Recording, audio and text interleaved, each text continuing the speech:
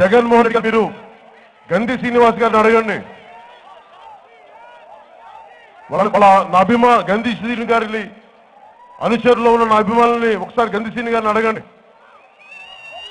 వాళ్ళ చిన్నాన్న వివేకానంద రెడ్డి గారు హత్య చేయబడ్డారు, చంపేశారు కిరాతకంగా. ఎవరు వేలి ముద్రలు దొరకలేదు, రక్తపు మరకలు లేవు.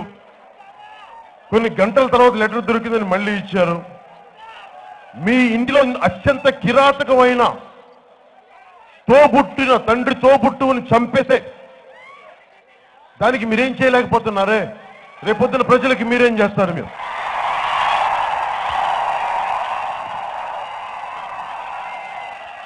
మీ ఇంటిలో జరిగే హత్యకే మీరు ఏమి మాట్లాడకపోతే రేపొద్దున భీమవరంలో అలాంటి సంఘటన ఏదైనా జరిగితే ఎలా నమ్మటం? నేను అనేది ఎందుకంటే పశ్చిమ గోదావరి జిల్లా రాజకీయపు గొడవలు ఉంటాయి కానీ కిరాయి హత్యలు ఉండవు. గొడవలు ఉంటాయి, రాజకీయ గొడవలు ఉంటాయి, ఇంకో గొడవలు ఉంటాయి, కొట్టుకుంటారు, సర్దుకుంటారు. కానీ కిరాయి మూకలతోటి రౌడిజం చేసే పరిస్థితులు ఇక్కడ లేవు. పశ్చిమ గోదావరి జిల్లాలో పులివెందల నుంచి వచ్చిన కిరాయి మూకలు ఇక్కడ ఏదన్నా అల్లరి చేస్తే మటుకు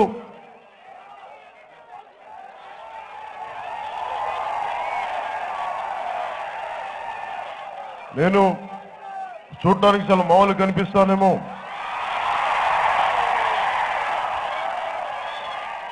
పులివెందల నుంచి కిరాయి మూకల్ని తీసుకొచ్చి ఇక్కడ అలాంటి వ్యవహారం కానీ గోదావరి జిల్లాలో నడిపితే అలాంటి కిరాయి మూకల్ని స్వయంగా నేనే రోడ్డు మీదకి వచ్చి తన్ని తగలేస్తాను, గుర్తుపెట్టుకోండి.